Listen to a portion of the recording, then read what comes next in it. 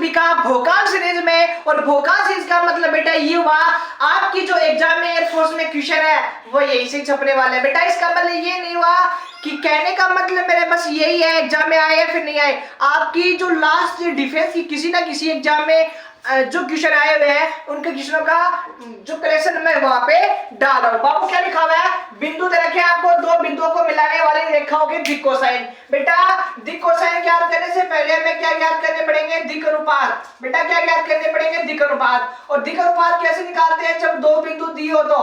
बेटा याद है क्या आपको, जब दो बिंदु दी हो तो क्या निकालते हैं, दिक् अनुपात निकालते हैं पहले। सर x2 माइनस का x1 तो बेटा कितना हो गया यहाँ पे 3, y2 माइनस का y1 कितना हो गया -2, z2 माइनस का z1 कितना हो गया 8 हो गया क्या।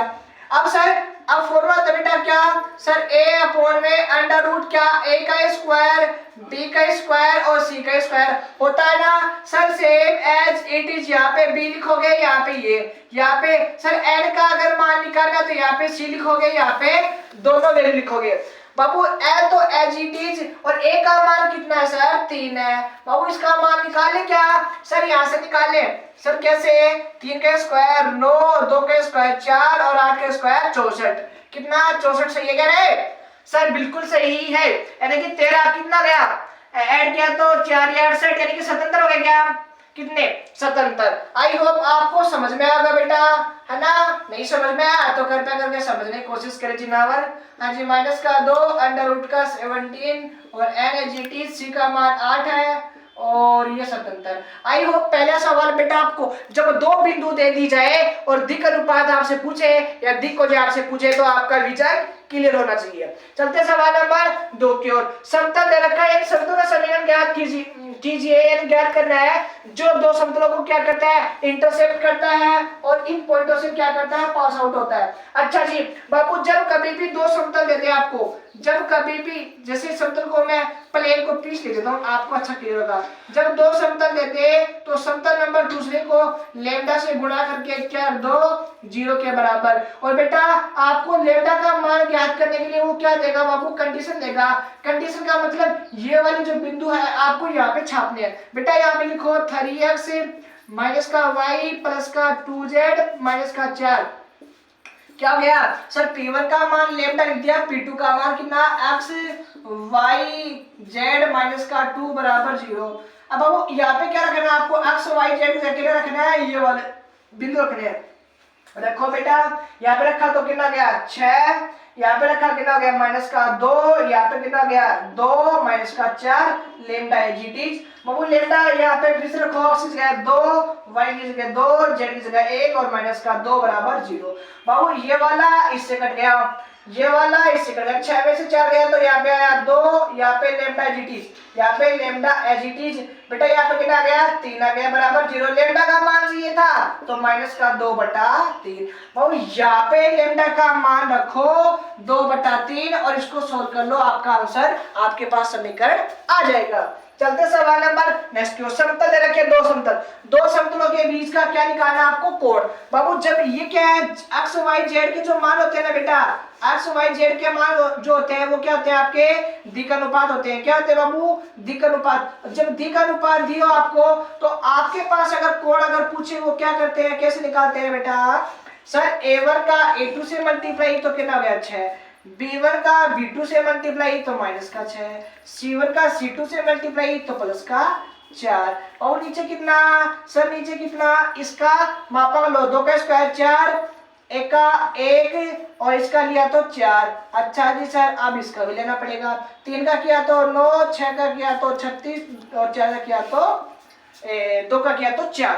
बेटा ये वाला 6 इससे कट गया क्या, तो यहाँ पे कितना बचा sir, theta is equal to यहाँ पे बचा 4। बेटा यहाँ पे कितना आएगा 3 आएगा और यहाँ पे कितना आएगा 7 आएगा, तो 4 और बट्टे में कितना 7 है 21 आपका राइट आंसर। चलते सवाल नंबर नेक्स्ट की ओर। एक रेखा दे रखी है अक्षों के साथ क्रम से, बेटा आपके पास कोण बना रखे हैं तो आपको क्या पूछा उसने, दिक् कोसाइन। ये सवाल बाबू मैं यहाँ पे कर देता हूँ, इसका पहले कंसेप्ट समझो। एक्स अल्फा क्या है, एक्स के द्वारा बनाया गया कोण, m का मान कैसे निकालोगे, y एक्स पे बनाया गया कोण, और n का मान कैसे निकालोगे, गामा यानी कि z के साथ बनाया गया कोण। बाबू अल्फा बीटा के मान आपको दे रखे हैं। कोस 90 का मान बेटा, सर कोस 90 का मान तो हमें याद ही नहीं है, याद नहीं है तो बेटा कितना होता है, वो 0 होता है।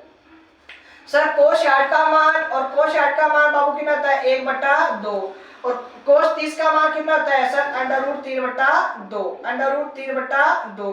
आई होप आपको ये सवाल समझ में आ गया। चलते सवाल नंबर नेक्स्ट की ओर। इस स्लाइड का सवाल नंबर नेक्स्ट क्या लिखा गया है, एक्स अक्ष की दिक हो जाए। बेटा याद रखो मैं तीनों बता रहा हूँ, एक्स अक्ष की दिक हो जाए, वाई की दिक हो जाए और जेड की को। बेटा जब कभी एक्स की पूछे तो एक्स का तो मान 1 और बाकी 0, वाई का पूछे तो बेटा वाई का मान 1 और बाकी 0, जेड का पूछे तो बेटा जेड का मान 1 और बाकी 0।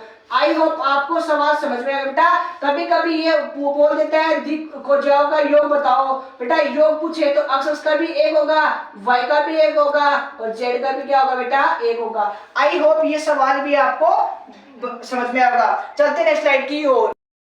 हाँ सवाल नंबर 6 से 10 तक आ गए। आज की लास्ट स्लाइड बाबू है ना, क्या लिखा हुआ है, एक रेखा के दिक अनुपात क्या होंगे, जिसकी दिक दिक अनुपात दे रखी है तो दिक कोसाइन क्या होंगे। बेटा देखो सवाल मैं करवाऊंगा ना क्योंकि कैलकुलेशन पार्ट है बाबू, आपको करना क्या है, मैंने इसका कंसेप्ट बता दिया है। सवाल लेने का रीजन क्या था, सवाल को रिपीट करना। बेटा m का अगर मान निकालना तो b रखो, ये वाला मान है जीटीज, n का निकालना तो c रखो, ये वाला मान है जीटीज। लेकिन बेटा इसका जो आंसर है वो कैसे लिखोगे, ये वाला मान कैसे निकालोगे, सर इसका स्क्वायर यानी 18 का स्क्वायर, बेटा 12 का स्क्वायर और 4 का स्क्वायर। कैलकुलेशन थी इसलिए आप इस सवाल को सोल्व करके कमेंट सेक्शन में कमेंट करोगे आप लोग।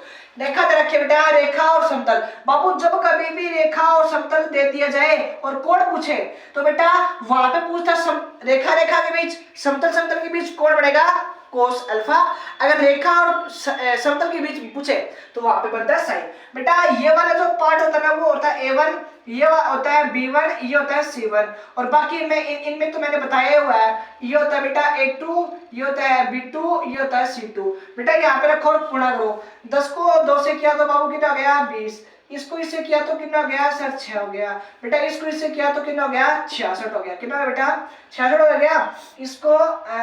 इसको हाँ 66 देख ले रहा है, कैलकुलेशन गड़बड़ हो जाते यार है ना। 4 9 और 6 का किया तो 36।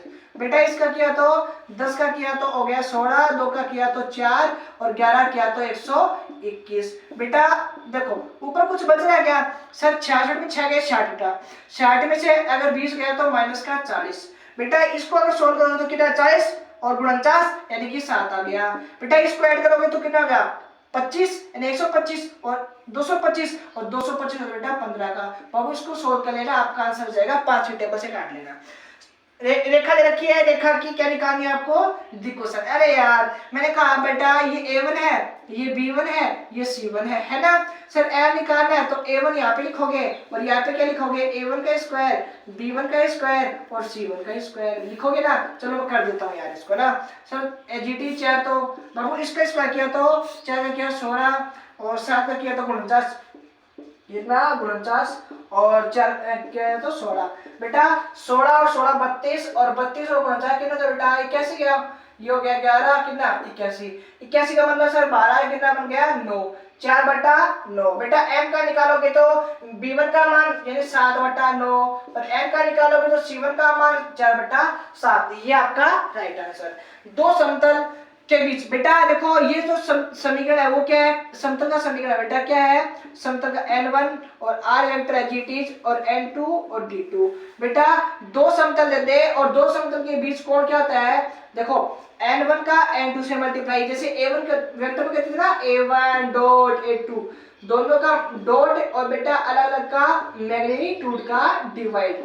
अच्छा जी सर करो बाबू आई को आई से डॉट कैसे करते हैं, आई को आई से कितना हो गया 2, जे को जे से किया तो माइनस का 1 है और के को और के से किया तो माइनस का 1 है। बेटा नीचे चाहे कुछ भी हो, नीचे चाहे कुछ भी हो रूट में देखो मैं क्या लिख रहा हूँ, नीचे चाहे कुछ भी हो, अगर ऊपर वैल्यू 0 आ गई नीचे कुछ भी हो आपके तो आंसर बेटा कितना आएगा 0। ये आपका राइट आंसर।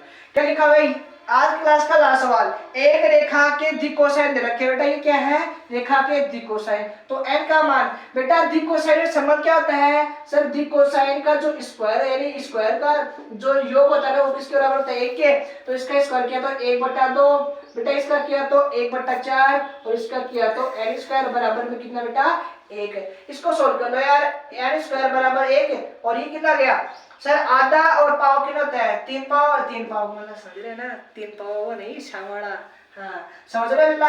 हाँ जी सर, 4 GTs बेटा, 4 में से 3 गया तो 1/4 यानी कि n का मान चाहिए तो बेटा कितना गया, 1/2